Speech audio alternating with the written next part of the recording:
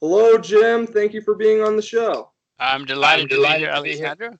Good morning. It's morning here. Good morning to you. Oh, thank you. Can you tell the viewers a little bit about yourself? Well, I don't know what there is to say. I grew up in Alabama and I now live in Singapore. Um, I live in Singapore because I have two children that I want to know Asia and speak Mandarin because in their lifetime, Asia is going to be the most important part of the world. Okay, so what first got you into investing? Well, I didn't know anything about investing, but in my senior year in college, I interviewed a guy. I went down interviewing anybody I could on in my campus, job place, and I liked the guy, and he liked me, so he gave me a job on Wall Street. I knew nothing about it. I knew it was in New York. I knew something bad had happened in 1929, but I didn't know anything. I didn't know there was a difference in stocks and bonds. I thought they were the same thing. Anyway, I went down to Wall Street for the summer job and fell in love. Before, I thought I was going to go to law school and medical school and business school, but I didn't go to law school or business school or medical school. As soon as I could, I went to Wall Street and had a good time. Okay, so can you tell the viewers why you left Wall Street? Well, I had always wanted to have more than one life. I remember all my life saying that. I didn't know what I was talking about, obviously, as a young person, but turns out I meant it. And when I was 37, I'd made certainly more money than I knew about. And so I retired so that I could see the world. What I wanted to do was to drive around the world on a motorcycle. I mean, it may sound strange, but motorcycles are great fun, and I wanted to see the world and I wanted adventure. So I did it. I wrote a book about it called Investment Biker, got in the Guinness Book of Records. Then a few years later, I did it again, only I did it in a sports car the second time. The first time wasn't enough, so I did it again and wrote another book called Adventure Capitalist. Got in the Guinness Book of Records again. It was a lot of fun. Oh, okay, that sounds really cool. So, what made you want to go on that adventure? Well, I grew up in a small town where my phone number was 5, and that's not a typo, 5, just 1 5.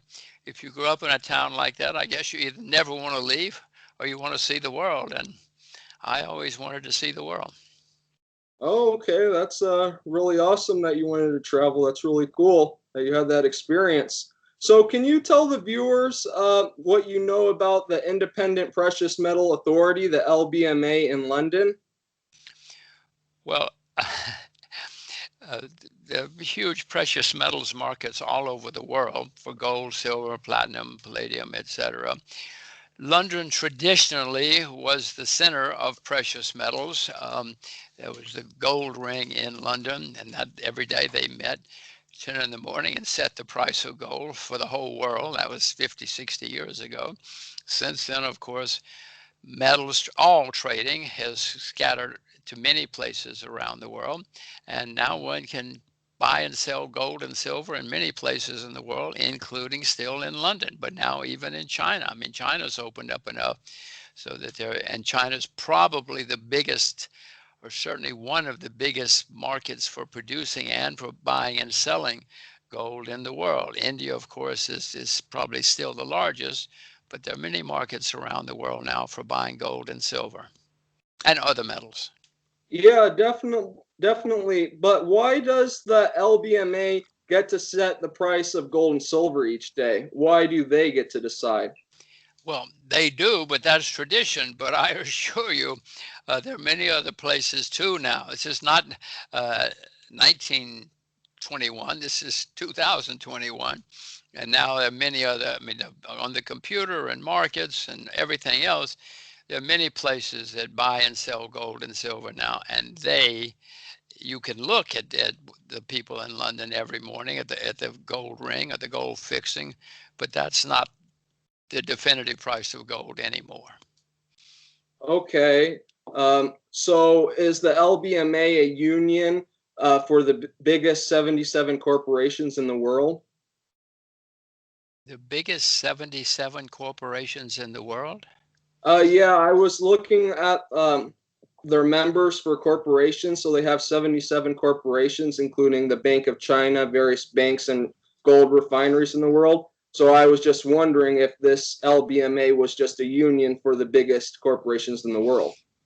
No, no, no. I'm sure they're all members, but I mean, the New York Stock Exchange, there are many people who are members of the New York Stock Exchange, but that does not mean the only price for shares is these members of the New York Stock Exchange. Many of the members of the New York Stock Exchange would also be members of other exchanges, commodities, and stocks around the world. The world has changed a lot since the gold market was established in London decades ago. Okay, but do you believe that the LBMA is still the main price setter of gold and silver in the world? If Uh, not, who is? I don't believe in belief, but second, no, I certainly do not believe that, to use your term. I know that the price of gold and silver is set many places now. They're important, they're a major factor, but no, that's not the price of, I mean, that would mean that right now in Asia, nobody knows the price of gold and silver because London's not open. That means, at London, it's the middle of the night. And that would suggest that nobody in Japan or China or Korea or anywhere is buying gold and silver. That's Alexander. That's not the way the world is anymore. So who is it then setting the price? At the moment, I would suspect Hong Kong, Tokyo, Singapore, the markets that are open now have more influence than certainly the London market, which is closed. Okay. I mean, I'm a little startled that you think that nobody in Asia, where over 3 billion people, are buying and selling gold because London is closed. Oh, I do understand that. It was just I was reading on their website and it said that they in conjunction with these 77 corporations, which there is the Bank of China and a few big corporations in China on that board too. There's actually quite a few Chinese people on their actual board. So they say on their website that they set the price of gold and silver each day. Like, they use like the market. I guess that's what they said on their website. So that's the only reason why I asked that question Well, about one of the. the things that I suggested, maybe you learned that everybody has their own propaganda, everybody has their own PR. Most of it is inaccurate. You need to dig deep no matter what you read and be skeptical. Okay, so you think that's PR and that's not true? Okay, I I wouldn't say it's not true. I wouldn't dispute anybody in London, but I do know that people right now, it's 11 o'clock in the morning in Asia, that there are people buying and selling gold and silver, despite the fact that London is closed. okay. I think I understand that. Um, so what type of investments are you doing right now? What do you think is good to invest in? Well, let's see. At the moment, I'm buying commodities. If you look around the world, we know bonds are in a bubble. I know bonds are in a bubble. Bonds have never been this expensive in the history of the world, never in world history. Property in many cities, if you go to Seoul or New Zealand or many places, property is definitely in a bubble. Some stocks are beginning to form a bubble. Samsung never goes down, Tencent never goes down, Apple never goes down. So bubbles are forming in stocks. There's not a complete bubble yet because many stocks are still down. The cheapest asset class I know are commodities. I mean, silver is down, 50% from its all-time high. Gold is down 20% from its all-time high or something. Sugar is down 70 or 80% from its all-time high. So commodities are the only asset class I know, the cheapest asset class around the world. And so I'm buying agriculture especially, but nearly all. I mean, oil is down over 50% from its all-time high. These sorts of things are still perhaps bargains. The U.S. stock market's at an all-time high, but the Japanese stock market is down 30%, 35%. The Chinese market, some markets are still down. Russia's hated. The Russian stock market is hated by everybody. So I prefer to buy things that are down rather than making all-time highs. So do you think Bitcoin is forming a bubble right now with its all-time highs of? 50,000 or more? Well, I have no idea. We'll know in 5 or 6 years. It certainly looks like a bubble to me. I've experienced many bubbles and read about many other bubbles. Uh, yes, I would suspect that cryptocurrencies are turning into bubbles. You know, many cryptocurrencies have already disappeared, as you may know. There were hundreds of them. Most of them have gone to zero and disappeared already. But who knows? You can ask me in 5 years, 20, 15 years. Well, then we'll know. So I know you look at the charts and a whole bunch of different things for your investing. And by doing all that, do you think Bitcoin is going to crash in the near future? What are your thoughts on that? I have absolutely no idea. I have never bought nor sold Bitcoin, so I have absolutely no idea what's going to happen to it. One of the reasons I haven't bought or sold it is I do know that money is going to be on the computer. It already is in China. You cannot take a taxi in China with money. You have to have your computer money to take a taxi or buy an ice cream or anything. The Chinese are ahead of us as far as crypto money and other things, but certainly crypto money. Every country in the world is working on crypto money, including the United States. So eventually, money is going to be on the computer. In my view, if any of these cryptocurrencies become successful as money, which they claim they will, then governments will outlaw them. Governments do not want to use their monopoly. No government in the world likes to lose control or monopoly, and so I suspect that governments will outlaw them, which has happened many times in history.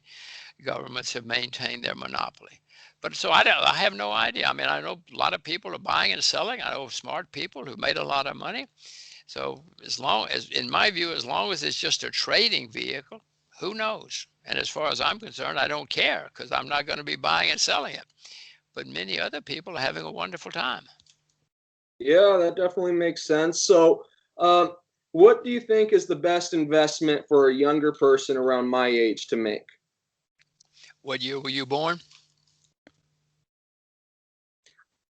What Uh, year? Born in What year? 2003. Sorry, what year were you born? 2003. Okay, well, we should establish. You said about your age. People should know what we're talking about. For everybody, Alexander, no matter how old, the only thing you should invest in is what you yourself know a lot about. You should not listen to me or some guy on the internet or the TV. You should only invest in what you yourself. If you want to be successful, you invest in what you know a lot about. I have no idea what you know a lot about, but everybody knows a lot about something, whether it's fashion or sports or cars or something. You will see new developments long before I will in those fields because you go there every day. That's your passion. That's what you do. And when you see something that you know is going to be successful, then do some research and invest. That's how you will be successful. Boring, maybe, but successful. So, what asset do you think is a safe haven for a person's wealth? There's no such thing as a safe haven when you're talking about investing. Okay. If there is, I've never come across it, and I've been investing a long time. At Yeah. different times in history, some things are less dangerous than others. Some things are more positive than others. Right now, I would say sugar is, quote, less dangerous than apple. But it depends on what you know. If you know a lot about trading apple, don't listen to me. If you don't even know what sugar is, don't listen to me. Stay with what you know. Okay. So, what type of agriculture are you investing in? Are you investing in sugar, or what type of food source are you doing? Well, at the moment, because partly because well, many studies have shown that index investing is the best way for nearly everybody to invest. Index investing outperforms nearly all managed accounts. It's a sad commentary, but it happens to be true. So I'm investing in an agricultural index on the New York Stock Exchange. The symbol is RJA. It's a agricultural index. Okay. So, And what is it does own sugar, but many other things, cotton and a lot of other things too. are most of those foods based out of the United States, or which country are those foods being grown in? Alexander, I'm a little astonished at you. The United States has 300 million people. The world has 7 billion. You think the only commodities in the world are in the United States? I mean, there are 3 billion people in China. You know what they eat every day? Probably mostly rice, I'm assuming. Yeah, I mean, what are you talking about? The United States. Oh, well, okay. You can limit your investments to the United States if you want. As I say, everybody should invest as they want. But there are 7 billion people in the world, and those people use many things. You know that most people use rubber on their tires. Yeah, Do you think rubber is produced in the United States?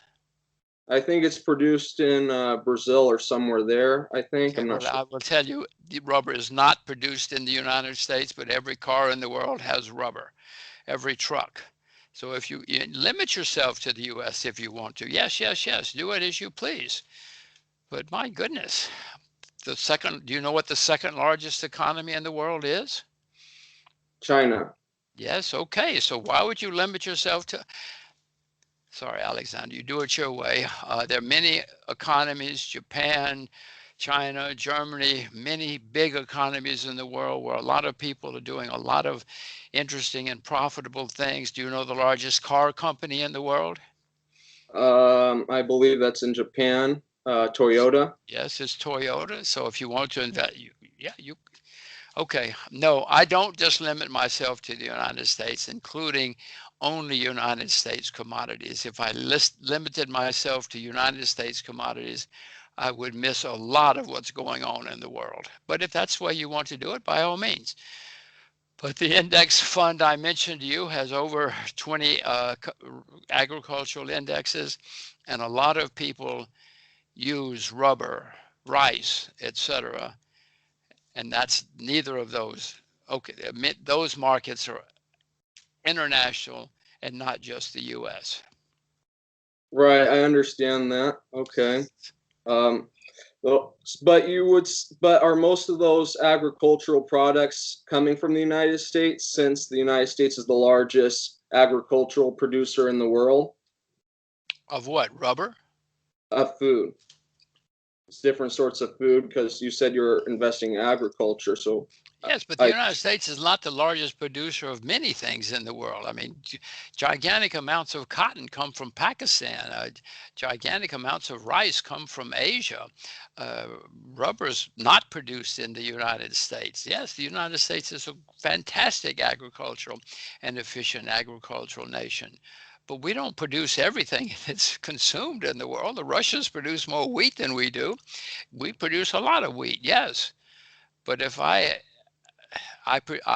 try to invest in many agricultural products, and many of them are produced around the world, not just in the United States. But Alexander, if you want to limit your investments to things that are only to things that are produced in the United States, do it, do it, do it. You would have missed most of the great car companies of the past 20 years if you had done that. In fact, General Motors went bankrupt, which is the largest car company in America. You went totally bankrupt. You would have missed a lot of great opportunities. But by all means, Alexander, I'll repeat what I said before: invest in what you know. And if you want to limit it to the US, don't listen to me. right. So do you invest in any mining companies? What are your thoughts on that field? I do at times, and have certainly in my career many times, many kinds of mining companies. I don't have any, I don't think at the moment. Um, Alexander, if you know uh, a company which is going to discover gold in Berlin, I urge you to buy all the shares you can. Um, but since I don't, what I prefer to do is to buy the products themselves: gold, silver, wheat, the agricultural products themselves. But if you know a lot about a great mining company, you should buy this, because you will make huge amounts of money if you buy the right mining stock. But if you don't, because there are thousands, Mark Twain, do you know who Mark Twain was? Yeah, he's a famous writer. Right. Mark Twain once said the definition of a gold mine is a hole in the ground with a liar standing at the top. Point is, there are hundreds of mining companies in the world, and some of them are fantastic, but many of them are not. So unless you know, if you know a great mining company, you'll make a lot of money. But otherwise, you might be better off just investing in the products such as silver or an index. Okay, so we all know that you moved to Singapore, kind of near China. So do you think that the United States economy will implode? Well, what? Implode. Well, eventually, of course, every economy throughout history has imploded eventually, including the ones on top. So, yes, the United States is now the largest debtor nation in the history of the world. No nation in world history has ever been so much in debt as we are, which is not a good sign. And every time that's happened to a nation, it's had problems. 100 years ago, Britain was the number one country in the world. There was no number two. Well, 50 years later, it was bankrupt. It's only 50 years. It went totally bankrupt and had to be bailed out by the IMF. That's happened to every country in world history. So history would indicate that yes, the US eventually will not be the number one anymore and that we will have problems. But that's not a, to me, that's not a strange statement. That's what history shows. Right, yeah, definitely. I can agree with that. So, what are your thoughts on all this free money being given away by the United States government in forms of stimulus? Well, no such thing as there's no such thing as a free lunch. As I Right. just got through saying, the US is the largest debtor nation in world history, and that every nation that's gotten itself into this kind of situation has eventually had a crisis or a semi-crisis. So I know that will happen to the US. I hope not in my lifetime. I hope not in your lifetime. But I know it has happened to everybody, and the US is the largest debtor nation in world history, and the debts are skyrocketing every day. So I doubt if 100 years from now the US will be the number one nation in the world. History would Uh, indicate it will not. So, this is a major question that has been playing on my mind and many others. Do you believe that the United States government plans on just inflating the debt away, making the money worthless so they don't have to pay this astronomical debt? Do you think that's their plan? Well, you think the United States government is smarter than I do. I don't think they have any plans at all. They just go by the seat of their pants. What they know now is to print a lot of money. They think that will help things. They think driving interest rates to zero is good. Um, it will lead to ultimately to inflation. At least it always has. It will lead to inflation, and that's governments know that that's an easy way to get rid of debt. You just inflate it away. So I would suspect that those who know in Washington realize that this, in the end, helps get rid of the debt you inflated away. Is it good for the creditors? Is it good for people on pensions, or et cetera? No, of course not. It's terrible. But the people in government don't really care about that. They're worried about the next election or two. Yeah, definitely. So, what are your thoughts on returning to the gold standard for the world? Well, the world has used the gold standard at times and the silver standard. I mean, silver has usually in history been used more than gold. I mean, you know in the Bible that Jesus Christ was sold for 30 pieces of silver. He wasn't sold for gold, he was sold for silver because silver has been more the basis for money in more countries throughout the United States. In fact, when we started, if you read the Act of 1792 establishing our money, it was based on silver. And that has often been the case throughout history around the world. So people have used monetary standards many times in history. If we have a serious crisis soon, out of desperation, they might try gold again. The gold standard has never really worked forever. I mean, the gold standard works, but the reason it works is because it requires discipline. Well, politicians don't like discipline, and then they change the rules. And so all of the poor citizens believing in the gold standard wind up getting wiped out because the government's changed the rules. And anybody believing in the gold standard of the government finds out, oh my gosh, they changed the rules on me. So they may try it, gold. Not, I doubt if they will try silver again. We may try gold if we get really desperate. But unfortunately, the gold standard requires a lot of discipline, and politicians don't like discipline. Yeah, I definitely agree with that. And again, we see governments around the world, they're starting to talk about Bitcoin. We're starting to see China embrace a digital currency for their government. So that brings me to a really important question. Who do you believe Satoshi Nakamoto is, and why is he anonymous? I don't care. I don't think about it. I mean, it's irrelevant to me. Well, what do you think of the United States government coming out with a Fed coin and potentially planning to move us into a digital currency, as well as China is doing the same thing?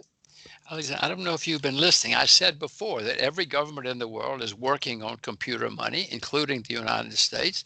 In China already, you cannot use money. It must be, doesn't have to be, but nearly everybody's using government computer money. That's going to be the way it is for everybody in the world. China is already, it's almost impossible to use Bitcoin in China or India or other countries around the world. The US is definitely, everybody's going to have computer money eventually. Governments love it. They don't have to, I mean, money is expensive. You have to print it, you have to transport it, you have to secure it. I mean, money is very expensive and it's anonymous. Governments love computer money because they know everything you do.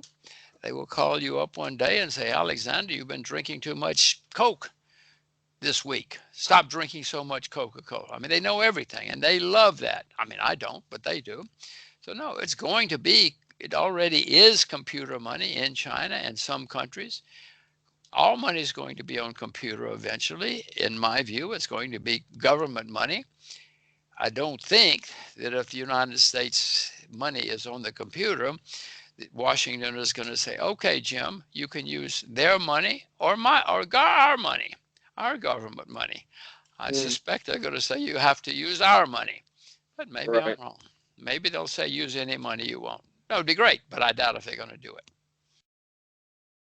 Yeah. So we just heard recently in the news that Yellen is planning on making a corporate income global tax for the entire world. What are your thoughts on that news? Well, that's not what she said. I think you should be more attentive, Alexander. What she said was there should be a minimum corporate tax all over the world so Right. that nobody, well, that's what she said. You said she said something else. So, and she says in that way, country X cannot compete with country Y based on corporate taxes. Uh, I mean, Yellen and all of those bureaucrats love to try to control everything. They think they're smarter than the rest of the world. In my view, I hope it doesn't work. I hope that we can still have competition in economics and in everything else, and including in countries where you want to invest or where you want to live. I hope it doesn't happen, but you know, politicians and bureaucrats around the world love to have control. So do you think that may cause a war between tax haven countries such as the Cayman Islands, and I don't know the situation in Singapore is, but there's a few countries that are pretty good on taxes. Do you think these countries would subscribe to that? Do you think they would allow this to occur? I don't think Cayman Islands is going to war with China. I don't think that the countries you mentioned, the tax haven countries, are usually very small countries with, if they have an army, it's tiny. So no, I doubt it. I do know that throughout history, countries have tried to compete, and one of the ways they have competed is on taxes. So no, I know that's going to continue. Everybody knows that if you can attract investment, you will be more prosperous than if you tax it away. I mean, New York City right now is finding out more and more that people are leaving because they keep raising taxes. Well, I mean, that's fine if that's what New York wants, but ultimately they lose citizens. You know, Philadelphia at one time was the most important city in the United States. Not anymore because they taxed everybody and drove them away. Many other places in world history have learned that. So most likely it's going to be countries that tax less that are going to grow much higher than other countries that are taxing their citizens out, is what you're trying to say, right? What I'm saying is that it often happened in history. Yes, capital likes to be secure, but capital also likes to be safe and to have good returns. When it's taxed away, it usually drives capital away. That definitely makes sense. So, what is the climate in Singapore right now with restrictions? With restriction on what? On capital? COVID-19 restrictions, sorry. Oh, well, Singapore still has some restrictions. Restaurants have to close at 10:30, etc. Bars cannot, nothing can be open after 10:30 at night. Or restrictions, or you have to be distant. You have to wear a mask when you're out in public. There are some restrictions, but it hasn't complete. It did completely close down at one point, but it's been opening up more and more, and that is it is continuing to open up. So, Schools are open, shops are open, airlines are open. and I think Singapore is a pretty good microcosm for the rest of the world in a way. So, what did these restrictions do on Singapore? Did it reduce business happening in Singapore? What did it do to that? Enormously. I mean, if you went to the airport, it was empty. And Singapore is a major airline hub. There were no flights for a while. Many shops were closed, restaurants were closed. So it was a total shutdown for a while. Schools were over the internet. Uh, no, everything was totally closed down for a while. It is opened up. It probably in a month or two will be completely open again. But it certainly had a big effect on many people. What are your thoughts on vaccine passports? Well, I have one. I got one because I've been vaccinated twice. I got one because if that's what it takes to travel and I want to travel, I got one. I'm not going to sit here and say I'm not going to get vaccinated if it means I can't travel. No, I don't know if they work or not. I have no idea if the vaccines work or not, but I do know that if and when I want to travel, I have to have a vaccination, so I've gotten vaccinated. Okay. My Do you, wife is getting vaccinated. My children will get a vaccinated, not yet because they're too young. But no, we want to travel. but but from your opinion though, do you think governments should have the right to block travel to people who haven't been vaccinated? What is your opinion on that? No, no, of course not. The less government, the better. I mean, Thomas Jefferson and many other people have realized that throughout history. Government usually makes mistakes and doesn't get things right, but it's the law. It's like saying restaurants have to close at 10:30. Is that right or good? No, it's absurd. But I can't go into a restaurant and say, you have to serve me after 11 o'clock because they will do what the government says, and I will too, whether I like it or not. So how can we change the system? How can we get less government? Do you have any ideas to do that? Well, I know that many philosophers and generals and religious people and politicians throughout history have been trying for that. But I also know that governments love power. And so governments have gotten bigger and bigger and bigger. Uh, no government has stayed as the top country in history. They've all gone into decline eventually. But whether we like it or not, all the philosophers who said less government is better, in the end, governments get bigger and bigger and bigger. Look at the U.S. The U.S. 100 years ago, 150 years ago, had small government and maintained that government should be small. But that's 150 years ago. The U.S. government's gotten gigantic. I mean, at the moment, I think the Department of Agriculture in Washington has more employees than there are farmers in the U.S. Governments love power and love to get bigger and bigger, and they love jobs for themselves. Yeah, I can definitely see that happening. So, what power is behind all this this government system, this new system that's coming in? What group or organization or person is it that's behind this? Well, history is pretty clear that governments come along and they know how to buy votes. If you live in city X and your politicians say, hey, we need a park, The government will build a park, and he will get votes, and the politicians who got the park will get votes. And they learn that pretty quickly. They learn how to buy votes. It's not just America. It's happened throughout history everywhere. Uh, you reward people, they support you. So you reward more people and you get more power. So, what would your plan be to get money out of politics? Well, that's a long and complicated story. Mainly, if I were doing it, I would say to politicians, you have to stay home. You cannot go to Washington anymore. This is not, 1821. This is 2021. We have the internet. Everything can be done over the internet now. I would say to politicians, stay home. And if you want to vote, you go down to the high school gym and you vote over the computer. And then you would have you wouldn't have all these politicians going to Washington where there's so many lobbyists giving them money and spending money. We don't need to go to Washington anymore. As I say, this is not 1821.